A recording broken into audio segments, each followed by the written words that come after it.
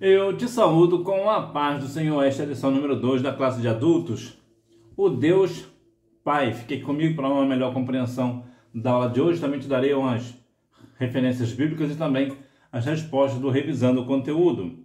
Texto áureo. Ninguém conhece o Pai senão o Filho e aquele a quem o Filho quiser revelar. Mateus capítulo 11, versículo 37, a parte C. Você aproveita e se inscreve aqui no canal. Verdade prática. Conhecemos a identidade, os atributos e a glória de Deus Pai por meio da revelação de Cristo e da ação do Espírito Santo. O Pai é o nosso Pai celestial. Mateus capítulo 6, versículo 9. O Senhor é o único Deus verdadeiro. Deuteronômio capítulo 6, versículo 4. O Pai tem a vida em si mesmo. João capítulo 5, versículo 26. O Filho é mediador entre o Pai e os homens. 1 Timóteo capítulo 2, versículo 5. Deus, o Pai, é todo-poderoso. Gênesis capítulo 17, versículo 1. Deus é o Eu Sou. Êxodo capítulo 3, versículo 14. A leitura bíblica em classe está em Mateus capítulo 11, versículos do 25 ao 27. E João capítulo 14, versículos do 6 ao 11. Os hinos sugeridos 27, 141 e o hino que eu gosto mais, que é o 581. Você acredita que eu estou na igreja onde eu estou há 30 anos e eu nunca ouvi ninguém cantar este louvor? Nunca vi. A única pessoa que às vezes canta sou eu. Mas antes disso eu nunca vi ninguém cantar o hino 581 e nem em outras igrejas. Eu nunca ouvi ninguém cantar o hino 581, que foi um hino inclusive escrito pelo Martinho Lutero. Então é um castelo forte, né? Geralmente eu já ouvi alguém dizer que na Igreja Batista as pessoas cantam mais que o 323 do cantor cristão. Ele existe um pouco de diferença entre o hino da harpa e o hino do cantor cristão, mas ele é muito próximo. A propósito, esse hino já foi cantado na sua igreja? Você já ouviu falar em cantar em alguma vez? Diz aí, deixa aí nos comentários. Introdução. Aquele de quem procedem o Filho e o Espírito, ele é a fonte eterna da divindade, Criador, Redentor e Revelador. Por meio da fé, somos convidados a conhecer e nos relacionar com o Pai Celestial. Como está o seu relacionamento? Qual é o seu nível de relacionamento com o seu Pai Celestial? Observe que isso é uma questão muito importante, porque do Pai é aquilo que vem, é a fonte eterna da divindade, do Criador, do Redentor, da questão ampla da questão cristã. Então é importante que nós tenhamos um bom nível de intimidade, de relacionamento pessoal com o Senhor. Muitas vezes nós queremos até cobrar da humanidade, que a humanidade não aceita Cristo como Salvador, que as pessoas veem a Deus de uma forma completamente aleatória, mas nos esquecemos de nós mesmos, que muitas vezes nós falamos do mundo, esperamos uma postura do mundo, uma postura cristã do mundo, mas nós que somos cristãos, muitas vezes nós não temos a postura que devemos ter como cristãos. Por quê? Porque nós não temos um relacionamento com o nosso Deus.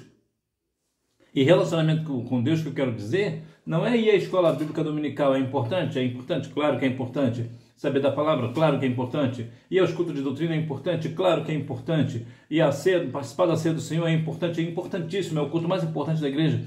Mas nada disso terá valor se uma pessoa vai para a escola bíblica dominical, participa da ceia do Senhor, vai nos cultos de doutrina, mas não tem um nível de relacionamento com Deus. Ele só vai, trazer até aqui um termo muito usado no Campeonato Brasileiro, só vai para a igreja para cumprir tabela. A pessoa não tem um relacionamento com Deus, não tem nada, absolutamente nada, não conhece nada de Deus.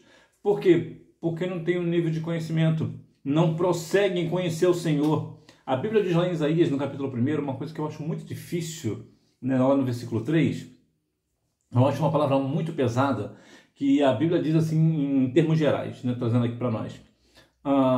O boi conhece o seu dono, mas o meu povo não me conhece. Ou seja, até o animal, no caso o boi, conhece quem é o dono dele, mas nós não sabemos quem é o nosso Senhor. Quem é o nosso Deus, nós não sabemos. Olha como a Bíblia nos qualifica. Olha que situação vexatória, na verdade. Por quê? Porque nós não temos, nós que eu digo, num sistema, um nível mais dinâmico do negócio, mais direto, né? Mas claro que eu sei que há pessoas, como talvez seja o seu caso, de pessoas que têm um nível de intimidade com o Senhor. Mas eu quero dizer, trazer todos nós, botamos todos nós no mesmo balaio, nós não temos um nível de conhecimento do Senhor, de prosseguir em conhecer a Deus, de realmente colocar os nossos planos nas mãos do Senhor de verdade. Não, eu estive orando ao Senhor e coloquei nas mãos do Senhor, mas na verdade tomou um monte de atitudes aleatórias, que vai que Deus não faz, né? Então eu preciso me precaver aqui. Então não colocou nas mãos do Senhor, então duvidou de Deus. Então, quando nós colocamos verdadeiramente a nossa fé em Deus, independente das circunstâncias, independente do que eu vou fazer nos bastidores, eu não vou fazer nada. Por quê? Porque a minha fé está no Senhor. Eu vou colocar nas mãos do Senhor e o Senhor vai agir por mim. Por quê? Porque eu confio plenamente no Deus que eu sirvo. Jó capítulo 19, versículo 25 nos fala, né? Eu sei que o meu Redentor vive. Por que Jó disse isso? Porque ele tinha nível de relacionamento com o Pai Celestial muito profundo. Então ele sabia de fato quem era o seu Senhor. É muito fácil muitas vezes nós repetirmos, né? O Senhor é o meu pastor e nada nos faltará. Observe que aqui ele é o Senhor. Se ele é o nosso Senhor, quem manda é ele. Então, se ele é o meu Senhor, eu preciso fazer o quê? Colocar a minha vida nas mãos dele, porque assim ele não me faltará. A identidade de Deus, o Pai. O Pai é o único Deus verdadeiro. Deus no Antigo Testamento é um só Deus que se revela pelos seus nomes, pelos seus atributos e pelos seus atos. O Novo Testamento apresenta o Pai como Deus por excelência, identificando 6 vezes com o título de Deus Pai. Como Deus se revelava no Antigo Testamento? Pelos seus nomes. Então, os nomes de Deus o fazia ser revelado ao povo de Israel. Ele também pelos seus atributos, pelas qualidades que Deus possuía, a santidade, por exemplo. Então observe que aqui temos, além disso, também pelos seus atos. Por quê? Porque Deus, ele se fazia ser revelado pelos seus nomes, pelas suas qualidades e também pelos seus atos. Ou seja, Deus realmente ele fazia as coisas acontecerem. Por exemplo, abriu o Mar Vermelho, ou seja, olha que ato extraordinário de Deus no meio do seu povo. Ele abriu o Mar Vermelho para o povo passar. Por quê? Porque ele é o Deus que pode todas as coisas, ele é o Todo-Poderoso. Então, Deus se revelava no Antigo Testamento, tanto no sentido pelos seus nomes, pelos seus atributos e também pelos seus atos. Veja que até no Novo Testamento ele se faz revelar, reforçando, né, assim uma necessidade de que nós venhamos ter um relacionamento pessoal com o nosso Deus. Deus é um ser celestial. E mesmo ele sendo celestial, mesmo ele sendo Deus, ele requer de nós o quê? Um comportamento de pai e filho, ou de pai e filha. O Senhor nos quer ter um relacionamento conosco.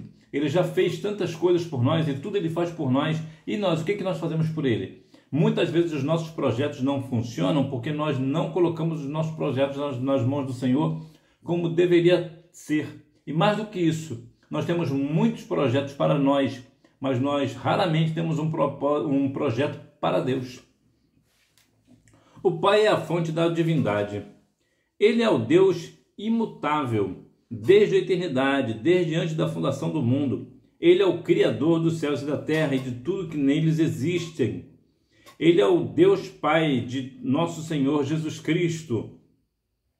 Ele é espírito doador e mantenedor de toda a vida. Veja que nosso Deus ele é imutável. O que é imutável? É aquilo que não tem mutação, é aquilo que não muda, é aquilo que não é híbrido. O mesmo Deus da Bíblia é o mesmo Deus de hoje e será eternamente.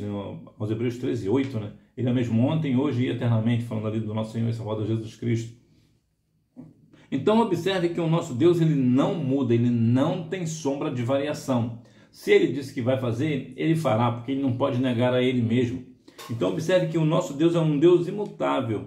Ele é o Deus criador dos céus e da terra e de tudo que nele existe. Os animais, os vegetais, os répteis, toda a vida, a terra, o céu, tudo, absolutamente tudo foi criado por Deus. Por quê? Porque Ele é o nosso Deus criador. Ele é o criador de todas as coisas. Ele é o Deus Pai de nosso Senhor e Salvador Jesus Cristo. Então observe que Ele deu o seu único Filho para morrer na cruz do Calvário por nós. Por quê? Porque Ele é um Deus imutável. Ele é um Deus criador de todas as coisas e Ele é um Deus amoroso. É um amor tão grande que deu o seu único Filho para morrer na cruz do Calvário por mim e por você. Ele é o Espírito doador e mantenedor de toda a vida. É fascinante a questão sobre a vida. Por quê? Porque toda vida é sustentada por Deus. Toda, absolutamente toda. Até a existência de Satanás é o Senhor que mantém. Até a vida do diabo. Olha, até a existência. Então toda a vida é sustentada por Deus. Até os demônios. Se nós formos trazer, é claro que Deus não vai fazer isso. Deus não vai fazer. Até porque a palavra do Senhor tem que se cumprir. Mas se Deus quisesse matar o diabo e todos os demônios, Ele não faria. Ele apenas tiraria a vida deles. Apenas isso. Por quê? Porque até a vida deles é sustentada por Deus. Toda a vida dos anjos, dos arcanjos, dos querubins, dos serafins, a minha, a sua, a dos animais, dos vegetais, absolutamente toda a vida é sustentada por Deus. E por isso Ele é o mantenedor e doador de toda a vida. Então, a nossa vida literalmente está nas mãos de Deus. O Pai age por meio do Filho e do Espírito. O Pai planejou a redenção e o Filho as realizou. Quando o Filho retornou ao céu, o Espírito Santo foi enviado pelo Pai e pelo Filho para ser o Consolador e Ensinador. Observe que o Senhor, Deus, Ele planejou a nossa redenção, Ele criou a nossa salvação. Deus imaginou, arquitetou. Imaginou é vago, né? Deus não imagina, né? Deus faz, Deus realiza. Deus, Ele arquitetou a nossa salvação. E Ele planejou. E o Senhor Jesus realizou esta salvação na cruz do Calvário. Ou seja, o Senhor Jesus, Ele executou uma obra que Deus deu, né? Ou seja, no caso, a salvação, a nossa salvação. Deus criou a salvação e o Senhor Jesus realizou, executou esta salvação na cruz do Calvário.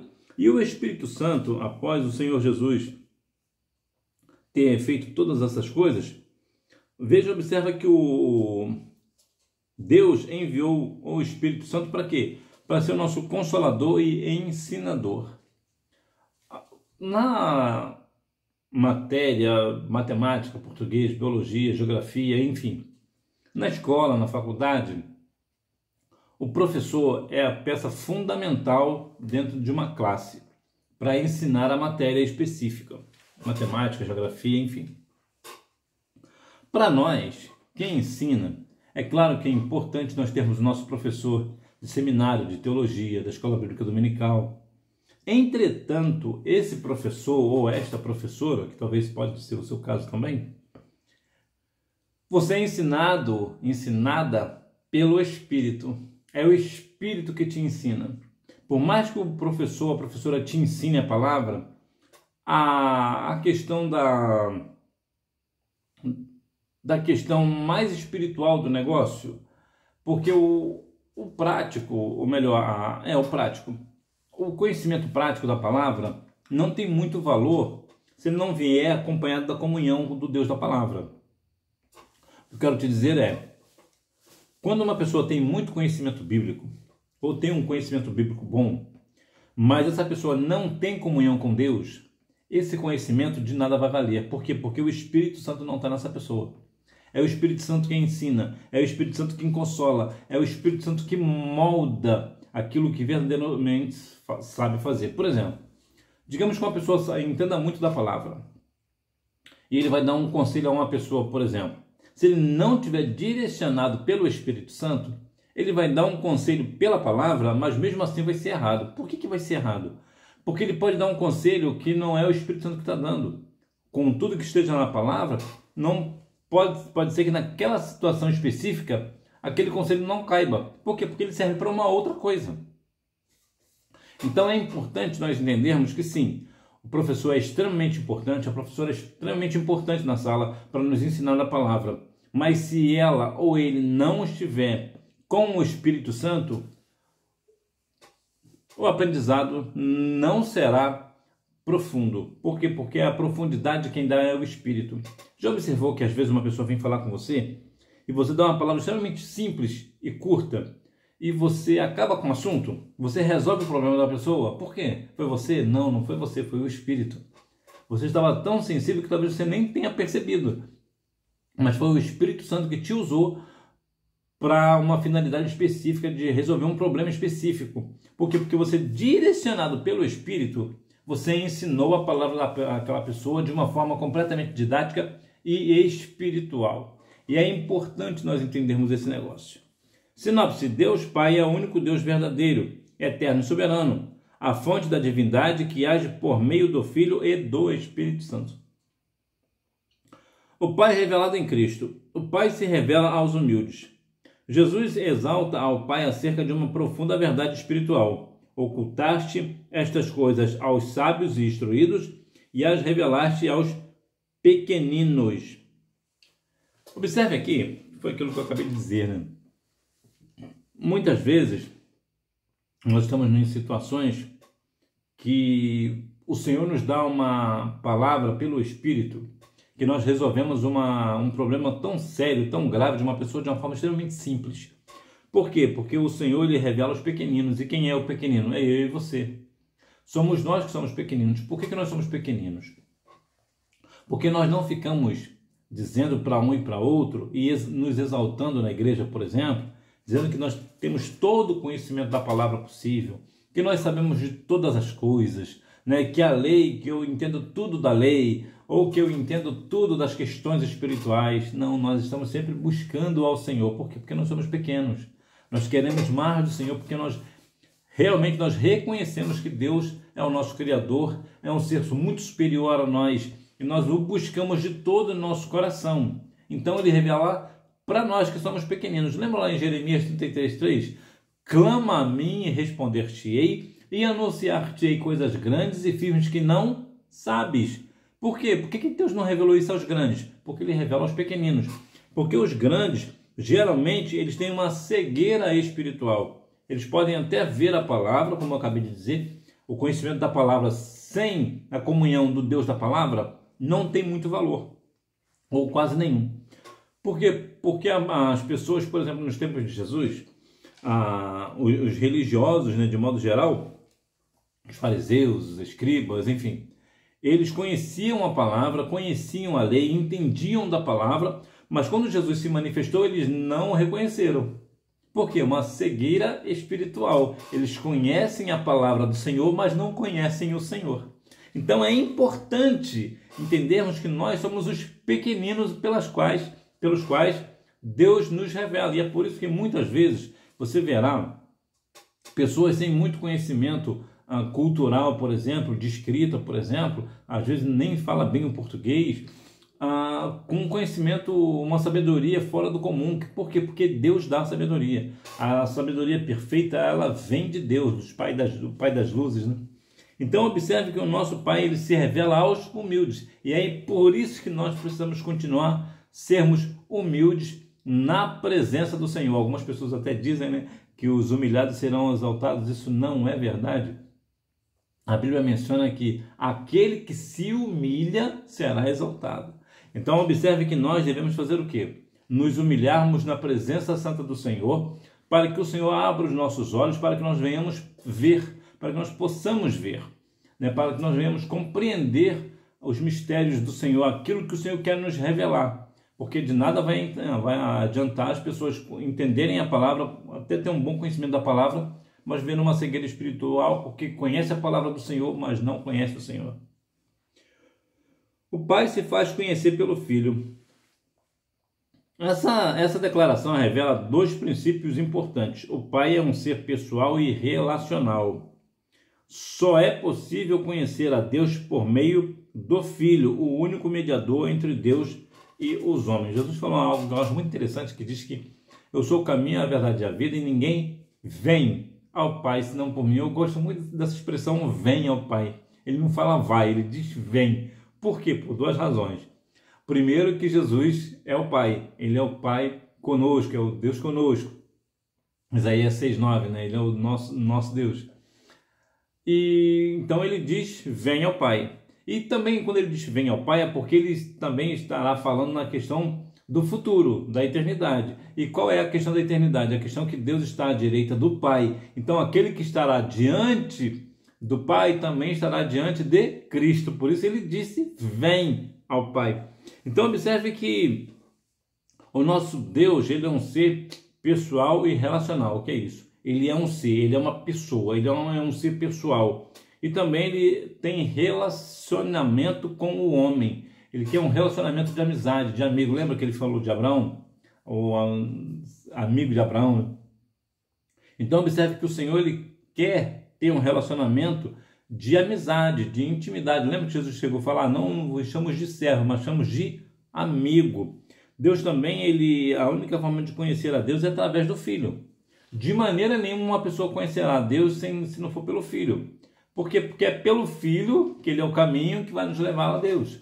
Os outros caminhos, né, ou atalhos, né, vai levar ao juízo de Deus. É diferente do Senhor Jesus. O Senhor Jesus vai nos levar à presença de Deus. Nós seremos salvos através de Cristo. Portanto, nós estaremos diante do Pai. Outras religiões, outros caminhos vão levar ao juízo de Deus, que esses serão para a perdição. Quem vê o Filho, vê o Pai.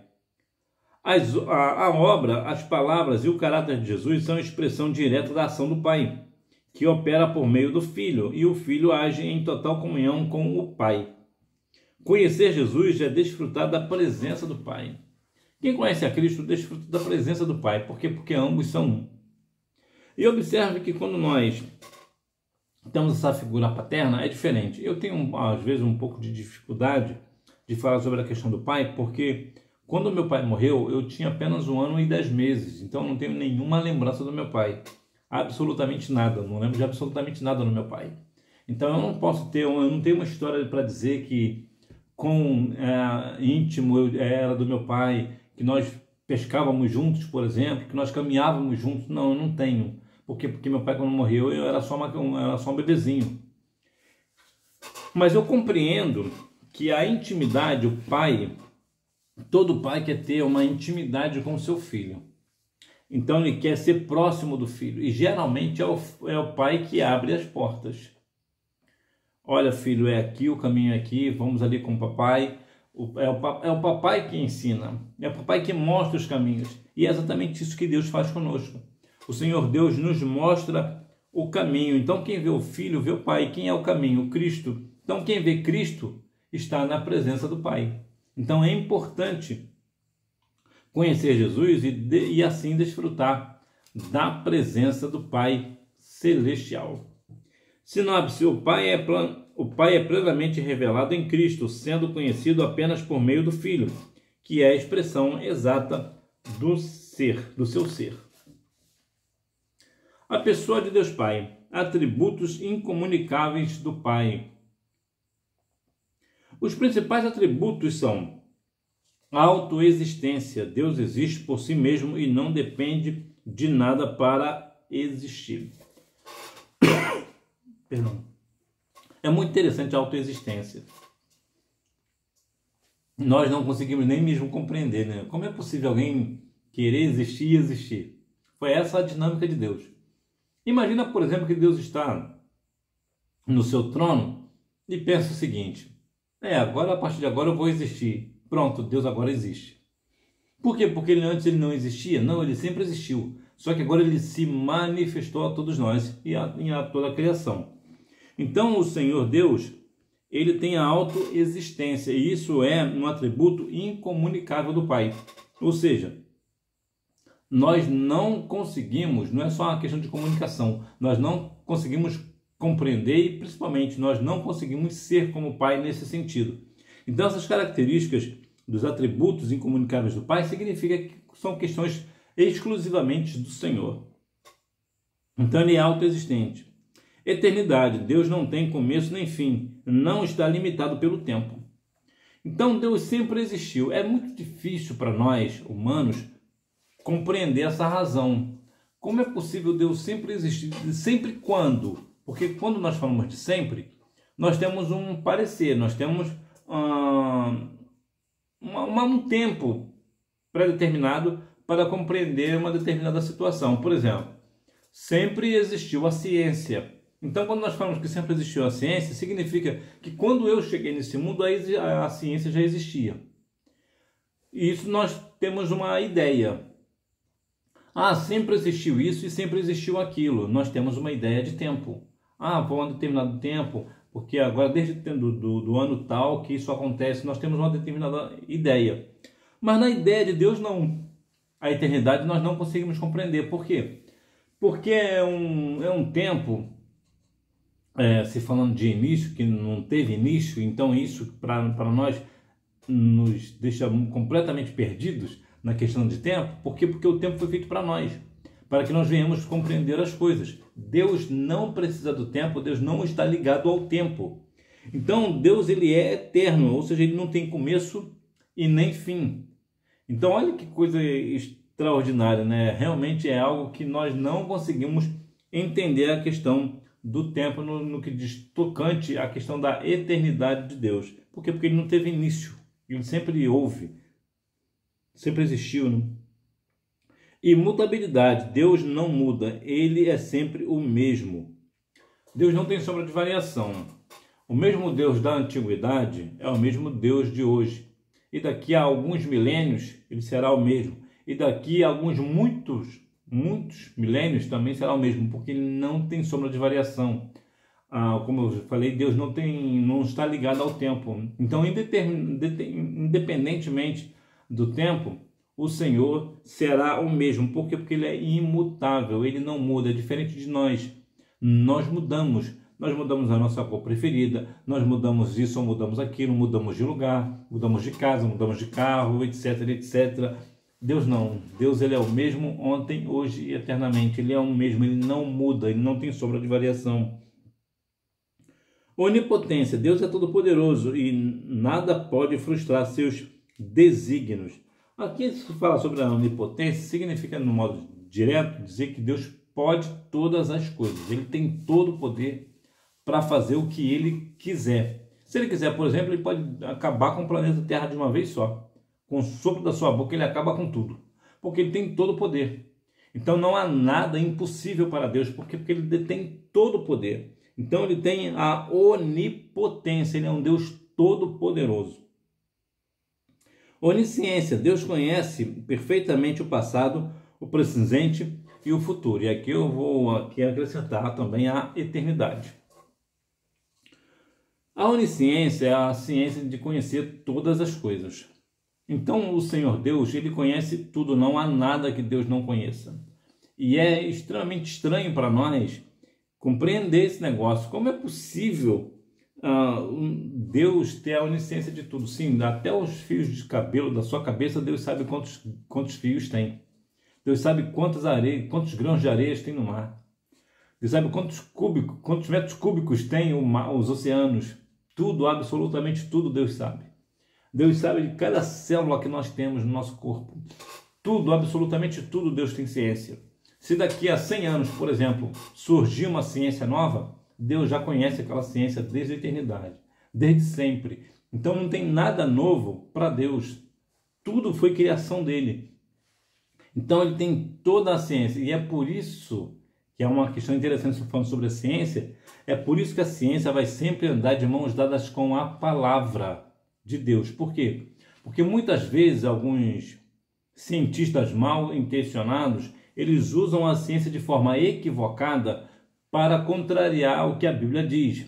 Mas se a Bíblia for bem interpretada e a ciência bem ensinada, elas sempre andarão de mãos dadas. A ciência nunca vai contra a Bíblia. Por quê? Porque, embora a Bíblia não seja um livro científico, Deus é conhecedor de toda a ciência. Então, a ciência foi criada por Deus. Então, como Deus criou a ciência não vai falar contra Deus. Por quê? Porque foi Deus quem a criou.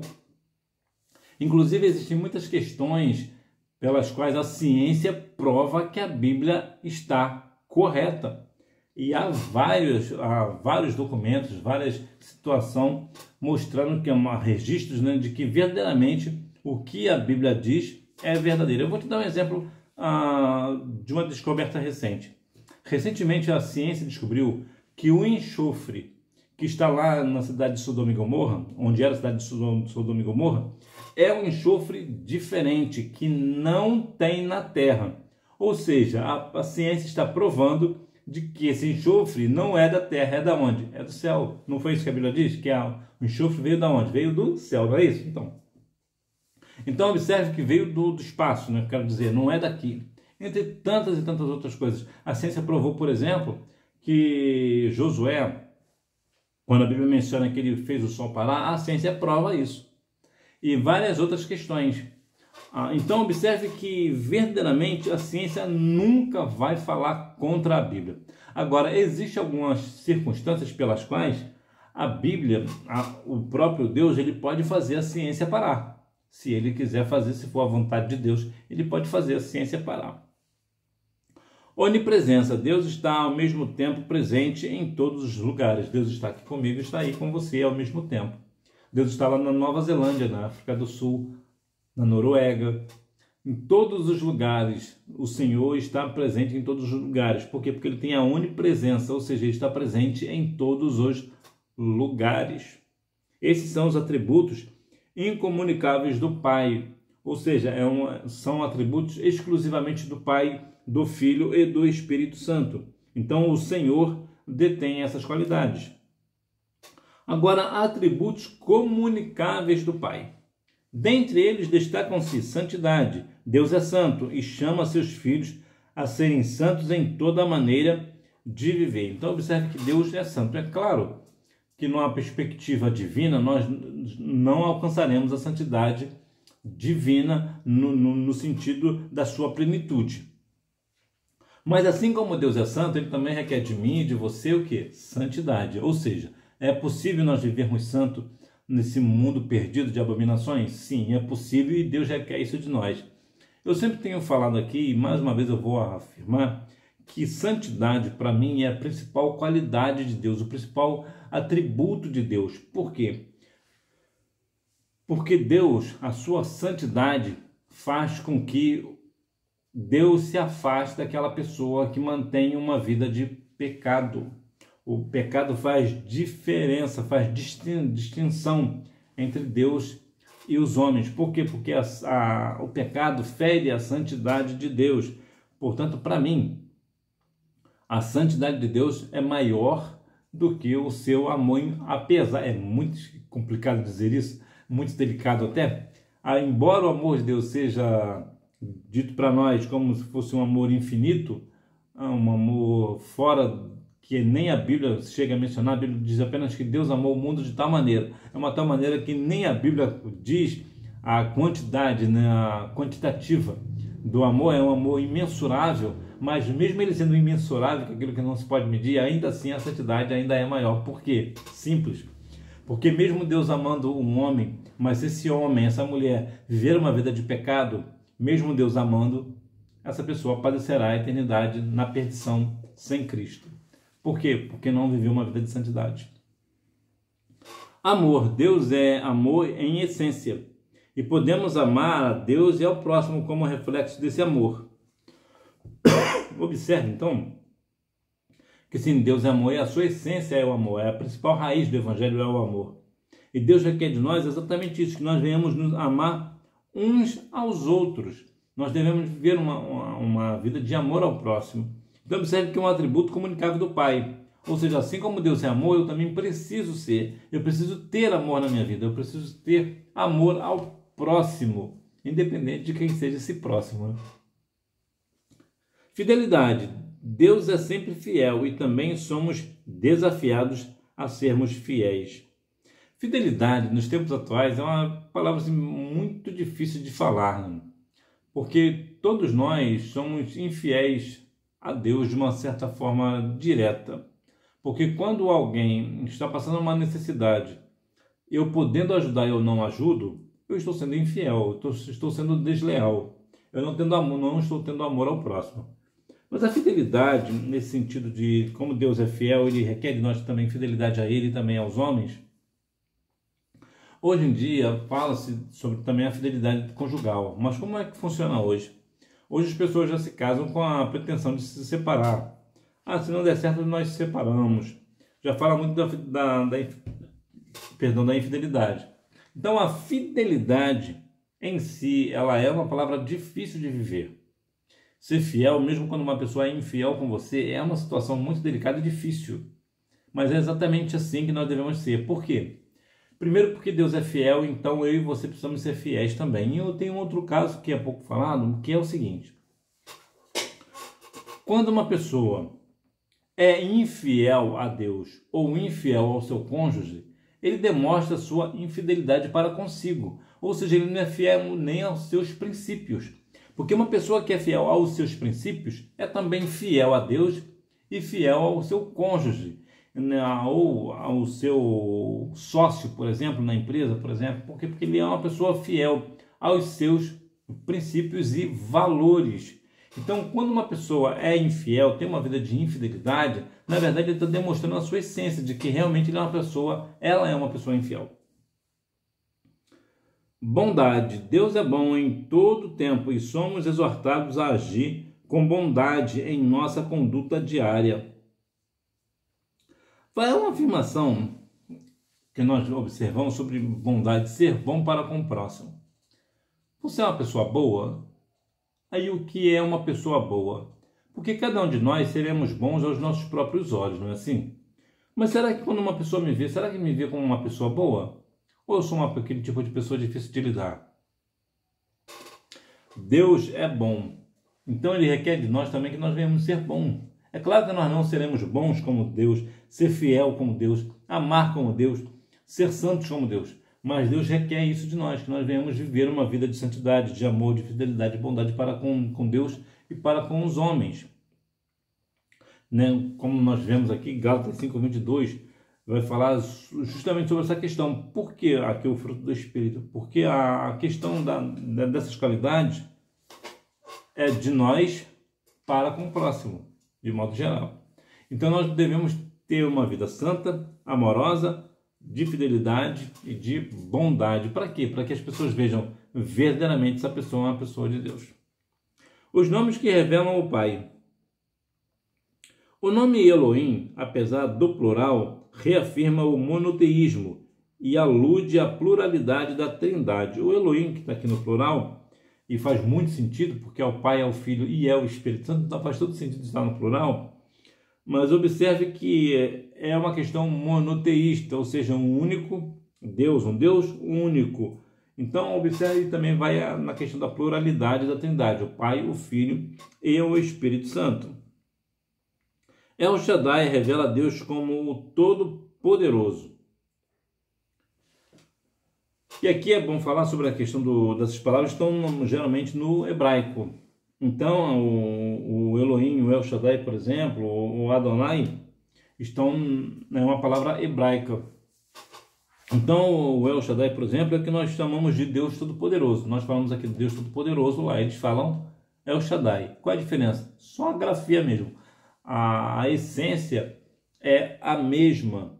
O Adonai e o grego, né, Kyrios, manifestam sua autoridade como Senhor. Então, quando nós falamos a paz do Senhor, que geralmente lá eles falam Shalom Adonai, seria o que? A paz do Senhor. Adonai aqui vem como Senhor. E esse Senhor aqui não é de um senhor de idade. Esse Senhor aqui é de um dono, é de alguém que tem uma propriedade, é um Senhor. E quem é esse Senhor? É Deus. E qual é a propriedade que ele tem?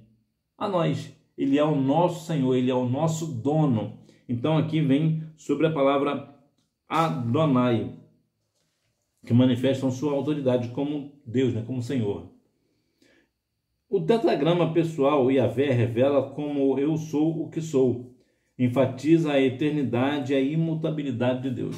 Na verdade, esse tetragrama, geralmente não tem pronúncia, né? Eu falo Yahvé, mas na verdade, essas 4 letras, né? O YHWH, eu sou o que sou. Ou, se você quiser ir mais impressionar, né? Geralmente, esse eu sou o que sou, na verdade, é eu serei o que serei.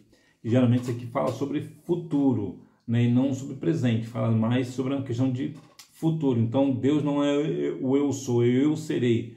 Por que está no plural? Porque ele vai ser, porque ele será, ele sempre será, ele nunca vai deixar de ser. Mas na tradução nossa vem como eu sou o que sou, que também não está errada.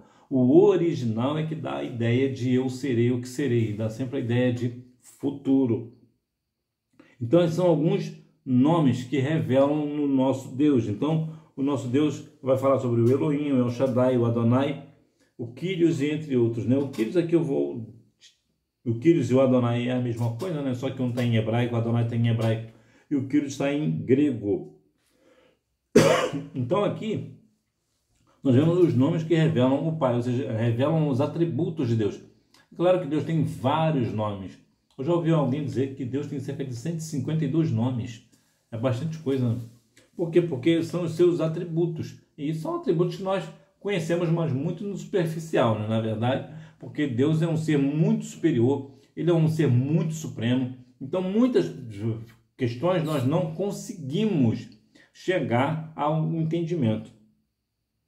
Sinopse: os atributos e nomes de Deus Pai expressam sua natureza, santidade, amor e autoridade, revelando quem ele é e como se relaciona com a sua criação.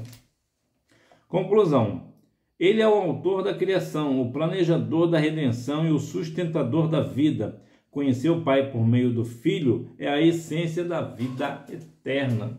Então nós temos que conhecer ao Senhor Jesus. Para quê? Porque temos nele a vida eterna, assim como também temos a vida eterna na palavra. Nós conhecemos a palavra, buscamos a palavra de Deus, obedecemos a palavra de Deus. Para quê? Para que nós venhamos ter a vida eterna. Por que eu tenho a vida eterna se eu conhecer a palavra? Porque eu conhecendo a palavra, eu vou reconhecer a Cristo. Eu reconhecendo a Cristo, eu vou reconhecê-lo como Senhor. Vou confessá-lo como meu Salvador. E assim, certamente, eu serei salvo na pessoa de Cristo. Revisando o conteúdo. Número 1. Deus no Antigo Testamento é um só Deus, que se revela pelos seus nomes, atributos e atos.